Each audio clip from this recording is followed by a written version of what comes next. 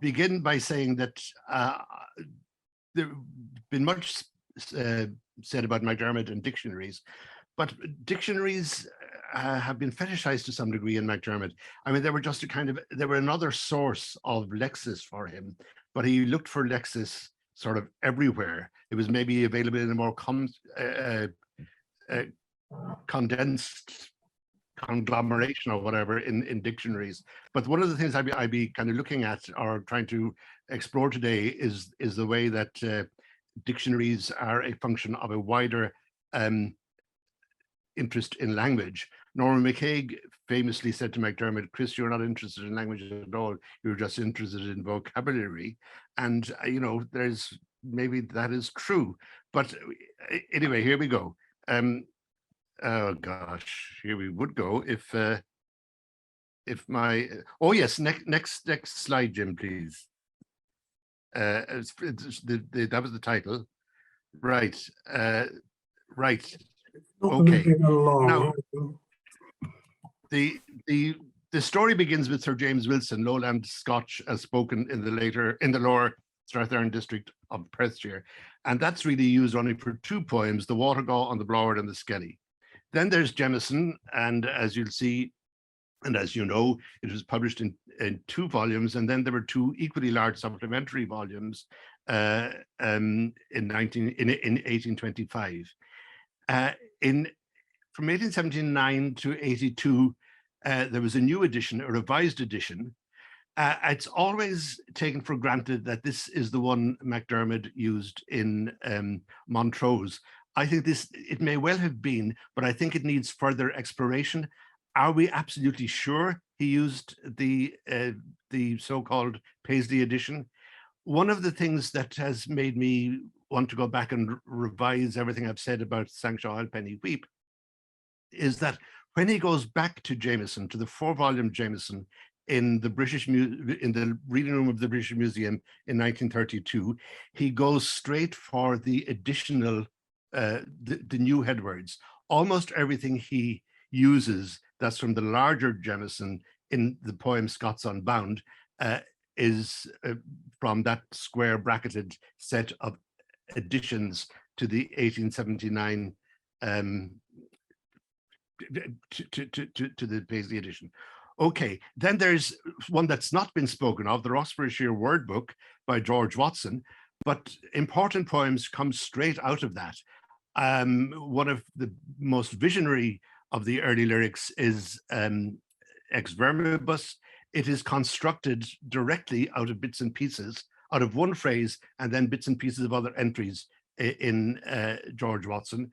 The Sawks of the Roy Hugh Hawk comes out of an appendix to it, and also the Drums in the Watergate lyric in A Drunk Man comes from there.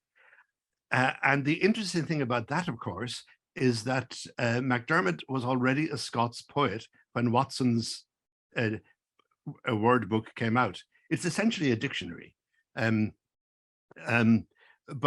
I think it's maybe not sufficiently understood that MacDermid's exploration of Scots coincides with the resurgence of scholarly interest in Scots on the part of lexicographers and such harmless drudges. Right, then there's Walter Gregor's The Dialect of Banffshire with a glossary of words not in Jameson's dictionary. He begins to he uses it in Locked, he uses it in Morning, and then he uses it in A Drunk Man and in the Lucky Bag. Later in the 1930s, there would be other dictionaries, but in Sangshaw and Penny Wheep, these are the dictionaries. Next slide, please. Now, Jameson, he doesn't use dictionaries just for the headwords. He uses dictionaries for a lot of the explanatory material he finds therein. For instance, Jameson makes reference to George Thompson's challenge to Robert Burns to make a better version of the Bonnie Brooked Lassie, which is a traditional song, and the titular version, the Bonnie Brooked Lassie, had become somewhat standardized when Franz Joseph Haydn made a setting for it in 1792 for Thomson. MacDermid really responds to that story and rises to the famous song connector's bait and kind of tries to put Burns in his place.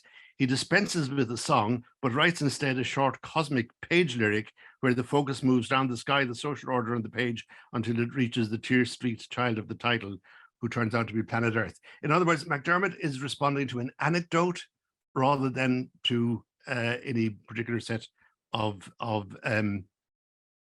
linguistic exhibits. Reading comes, time to go into it, but it comes from another anecdote under Reed Day in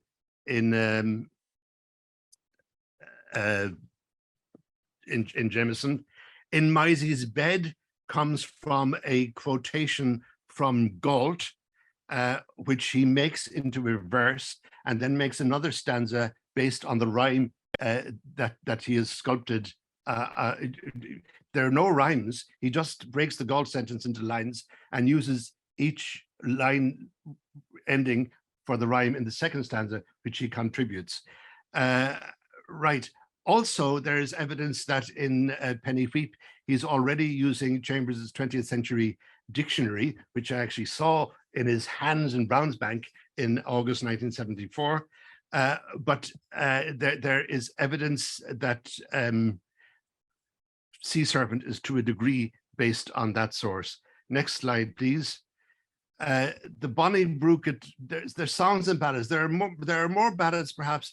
It's often been observed that he uses the ballad stanza in Sangshaw and Penny Wheep, but he also makes references to ballads, some of them well known, like Jamie Douglas, when we came through Glasgow tune, we were a comedy sight to see, my good lord in velvet green, and I myself in Cramacy. And notice one of the things he does there in the Bonnie Brookett Bairn is he switches the gender, he flips the gender. He loves doing that. He's extremely interested in gender in Sangshaw and Penny Wheep and the early poems anyway.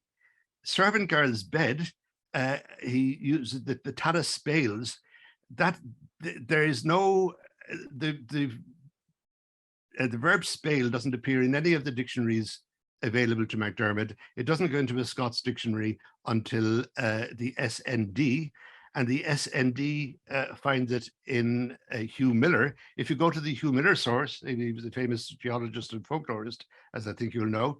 But if you go to the Hugh Miller source, you'll find not just the that MacDermid uses not just some of the language from the Ballad of False Jamie, and a spale and the candle turned to the bride, and a coffin louped for the fire. He also uses the backstory of sex and betrayal to construct his own lyric. And then famously, as a Meta Kearney, Jenny Nettles singing till the Bernie, Robin Rattles bastard. Now, it is true that this ballad is in Jameson, but that ballad, it's ubiquitous. It's in Heard Songs, Ancient and Modern. It's in Ramsay's The Tea Table Miscellany.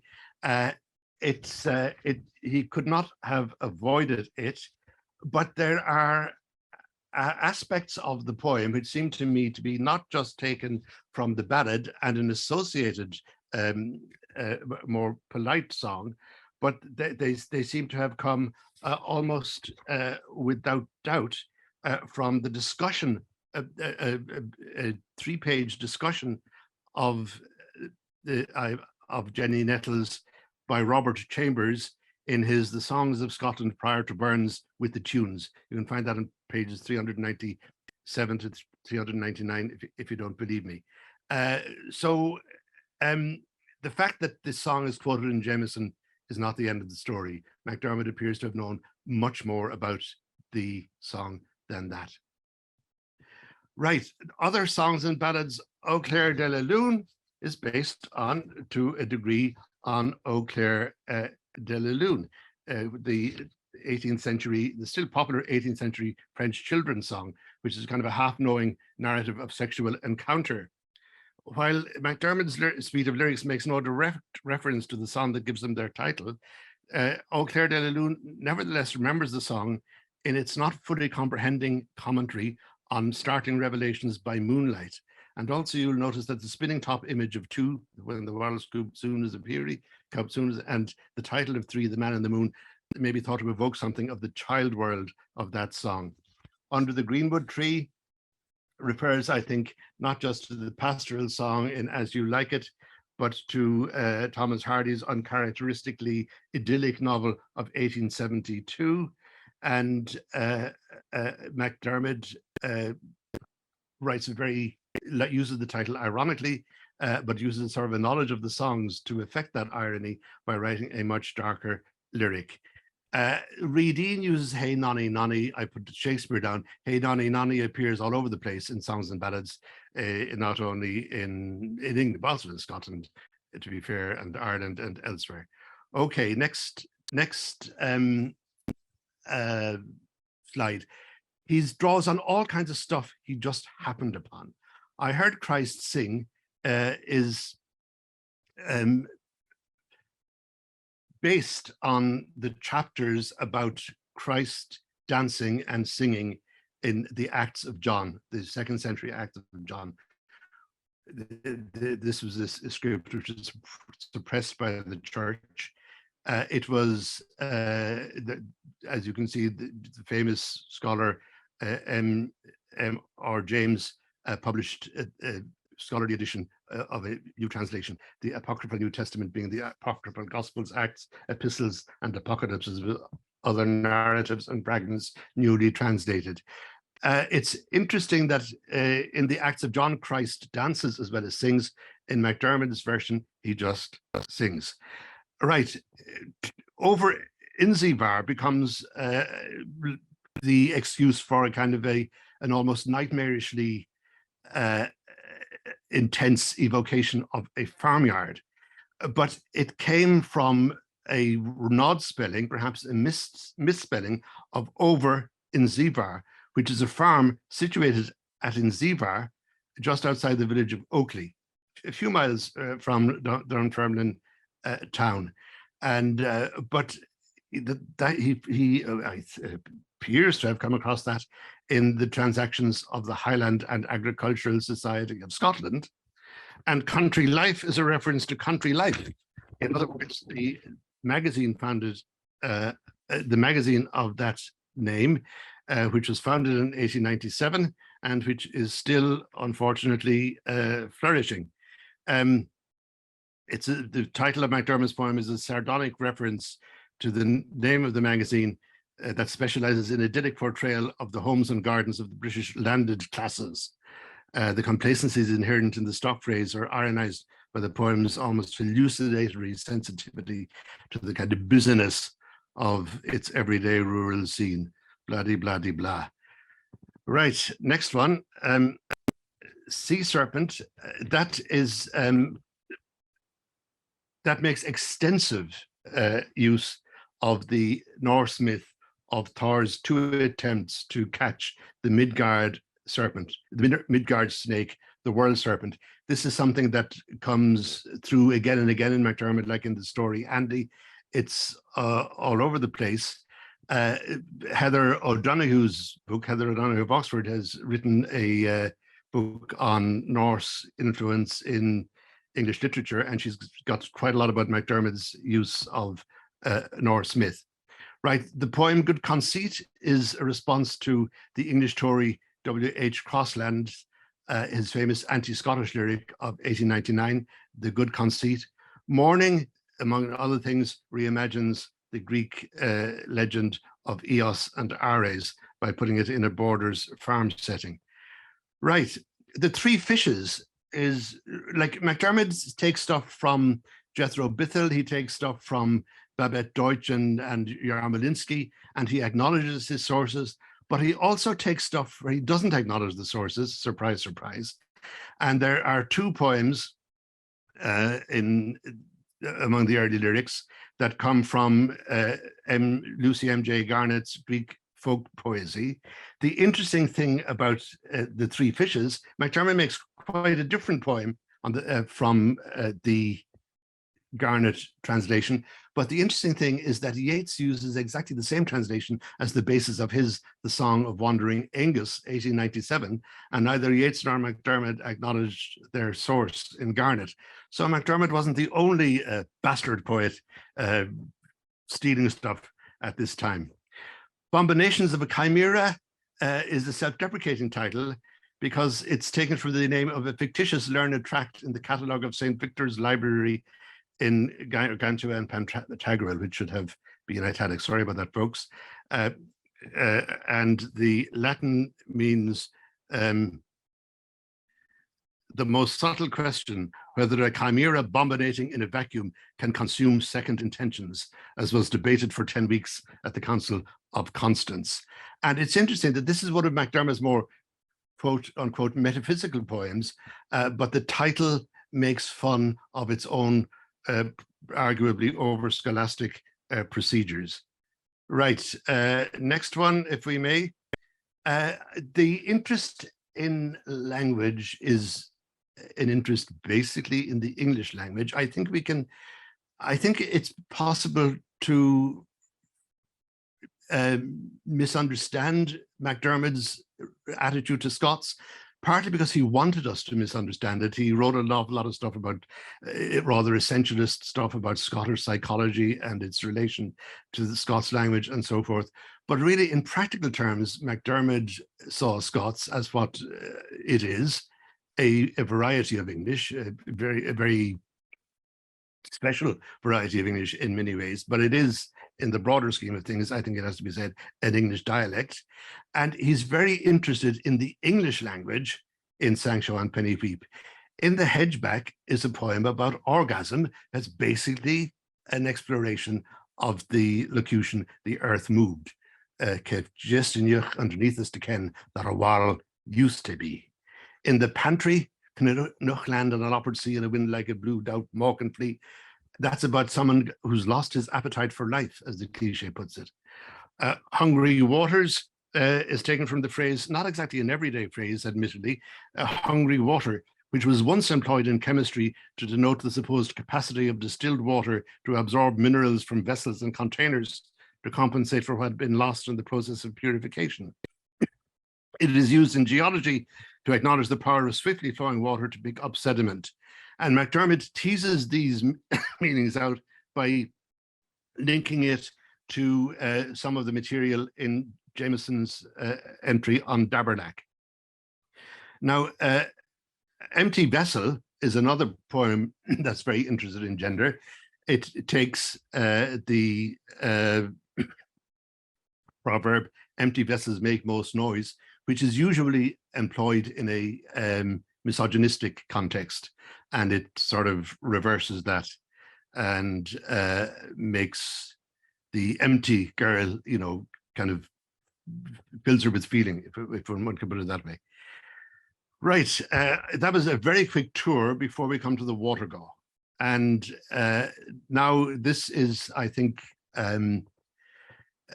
this is the kind of the breakthrough that I had after I'd finished editing volume 1. I suddenly realized that the Watergaw is intertextual in a way that I hadn't imagined. If you'll bear with me, I'll read it. A wheat fornich the outtrammel, I saw yon antrin thing. A Watergaw with Chitterin nicht a yont the onding, and I thought to the last while look ye gied before ye deed.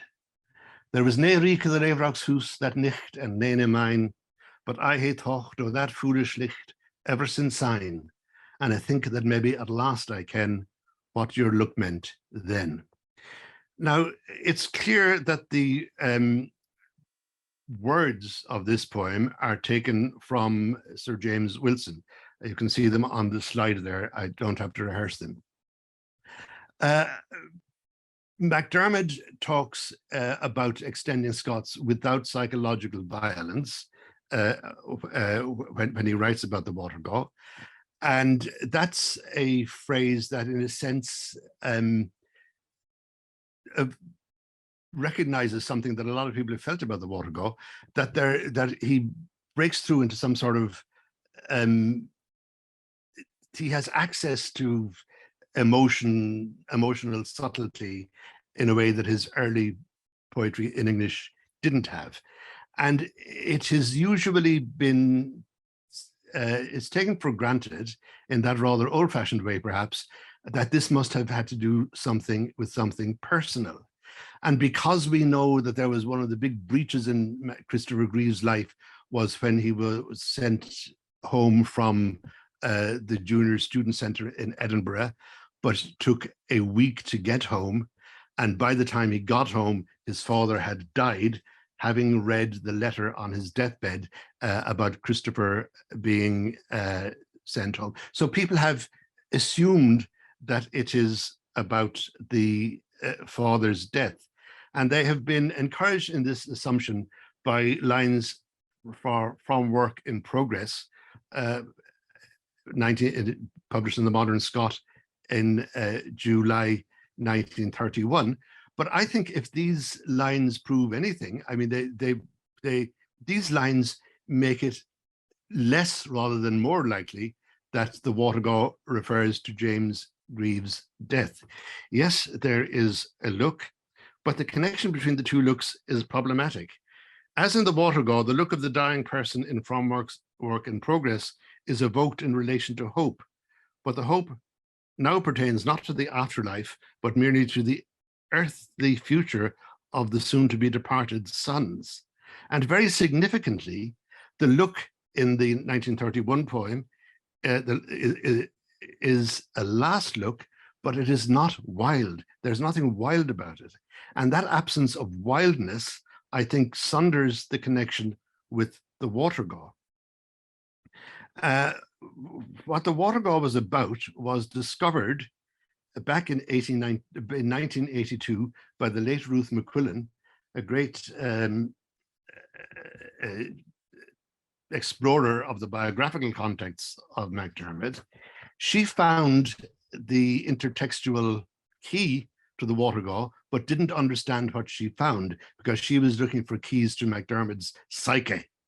And she speculates there that the hymn, "O Love That Wilt Not Let Me Go," was sung at his father's funeral. Now, it is a funeral hymn, and it's sung to this day at Presbyterian and Methodist funerals. But it is, I think, a wonderfully good hymn, by the way, if you're into that sort of thing. But it is a hymn that clearly meant much to MacDermid. And there's a poem, one of the it's a great rhetorical commotion, one of the most problematic poems in Annals of the Five Senses, was written in 1921 under the title The Spanish Pro. It appears as Spanish Girl in Annals. It appears to be about a young woman called Marigina, who also crops up again in the Longer Water of Life poem as Yon Eastern Whore, a connection to the Spanish Pro. But in that very self-consciously risque poem, Spanish Girl, in 1921, MacDermid, in line 9, writes, "O light that callest me by name," and in line 24, "O rose that will not let me rest." Two strong echoes of this hymn already before the Watergaw. The connection between the Watergaw and the hymn was drawn to Ruth McQuillan's attention by a retired gentleman in a tutorial. But I would like to look at, in particular, two details. "O light that followest all my way, I yield my flickering torch to thee." This is the Chitterin licht. And in the next slide, "I trace the rainbow through the rain and feel the promise is not vain that morn shall cheerless be." The Watergaw, speaker of the Watergaw, sees the rainbow. I saw the Antrim thing, which is stronger than trace, but nonetheless, it's Chitterin, the idea of having to trace it through the rain. The rain is the onding.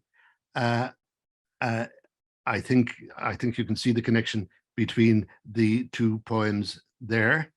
And the last while look is the dying person's mixture of consternation and hope.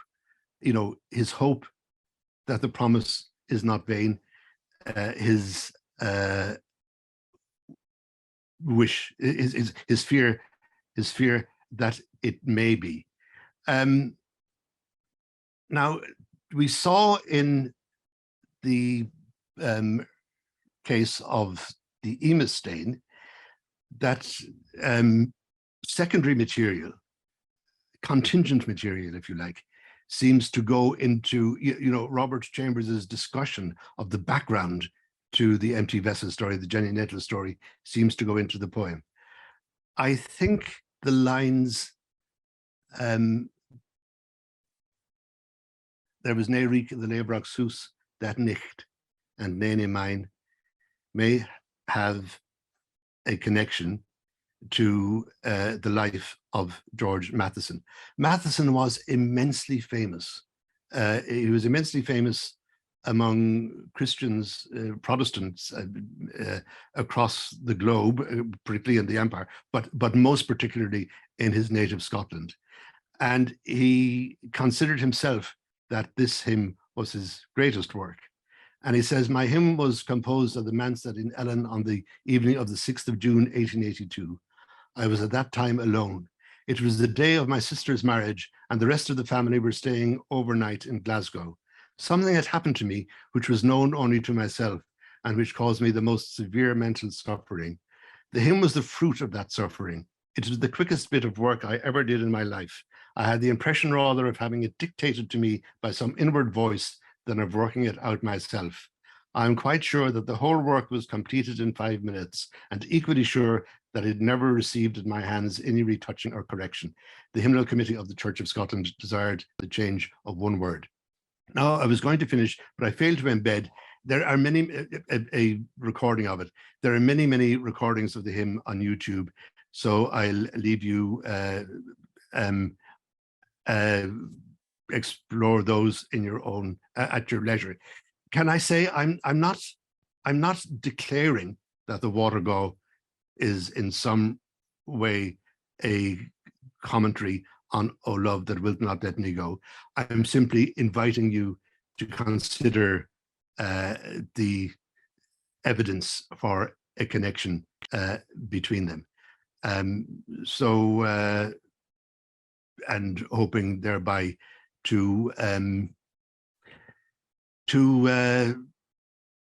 widen the discussion of the non-dictionary sources of Sangshaw and Penny Wheep. Thank you very much.